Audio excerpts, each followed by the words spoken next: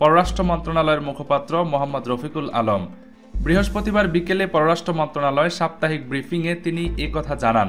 আরব আমিরাতের ভিসা কবে চালু হবে এমন প্রশ্নের জবাবে তিনি বলেন, আরব আমিরাত বিভিন্ন সময় বাস্তবতা বিবেচনায় তাদের স্বার্থ সংরক্ষণের জন্য ভিসা পলিসি পরিবর্তন বা পরিমার্জন করে থাকে। এটা সম্পূর্ণই তাদের এখতিয়ার।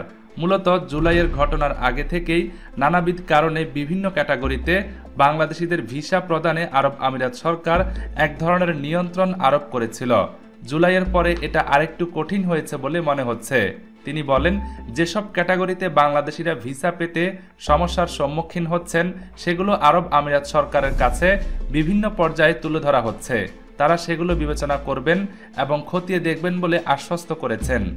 তিনি আরও জানান, সম্প্রতি আরব আমিরাত কর্তৃপক্ষের সঙ্গে বিভিন্ন পর্যায়ের বৈঠকে তাদের দেশে বাংলাদেশিদের কর্মসংস্থান সহ কয়েকটি বিষয়ে উদ্বেগ জানানো হয়েছে।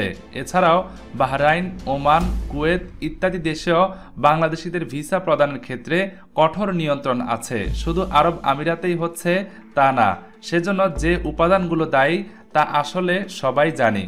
তিনি জানান, চলতি বছরের 31 ডিসেম্বর পর্যন্ত আরব আমিরাত সরকার সাধারণ ক্ষমা ঘোষণা করেছে।